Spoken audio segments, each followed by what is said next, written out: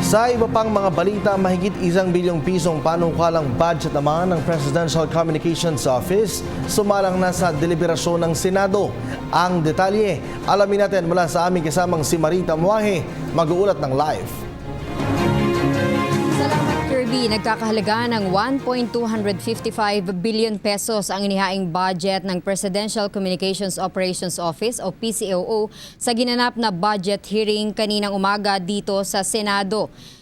Ginawa ni PCOO Secretary Martin Andanar ang presentasyon kasama ang mga attached agencies nito katulad ng News and Information Bureau, ang Broadcast Communication Services, RTVM at ang PTV4 sa pangunguna ni General Manager Dino Apolonio.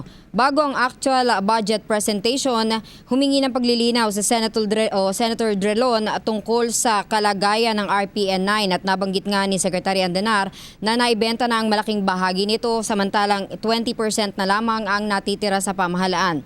Sa IBC 30 naman, sinabi ng Secretary na pinag-iisipan pa kung gagawin ba itong pribado o mananatili sa pamahalaan at gagawing Salam at Lumad TV. Sa ngayon ay iniaalok ang IBC 13 sa halagang 2 billion pesos. Sa pagkakataong ito, nagbigay ng suggestion sa Senator Drilon na ibenta na lamang ang IBC 13 at mag-concentrate na maisaayos at mapalakas ang PTV4 katulad ng naunang plano na lubos umanong sinusuportahan nito. Napag-usapan din na ang pagsasaayos sa kung sino ba ang opisyal na dapat magsalita para sa Pangulo. Ayon kay Senator Franklin Drilon, lubhang nakakagulo yung napakaraming mga cabinet secretaries na kanya-kanyang salita ukol sa o para sa presidente. Ayon dito, higit na magiging maayos kung magkakaroon na lamang ng isang boses na magsasalita para kay Pangulong Rodrigo Duterte.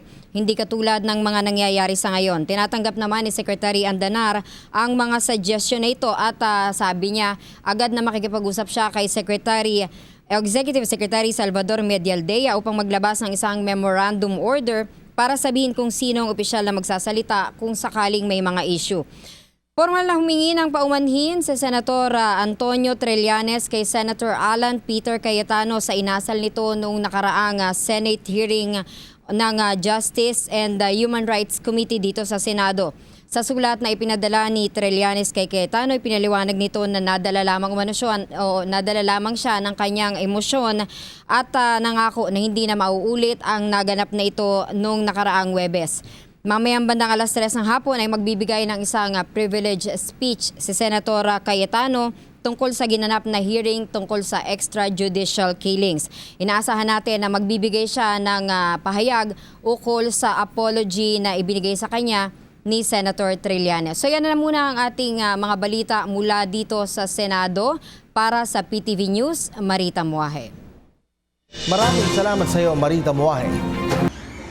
Ako po si Cathy San Gabriel. Subscribe na sa PTV YouTube channel. I-click lang po ang subscribe button.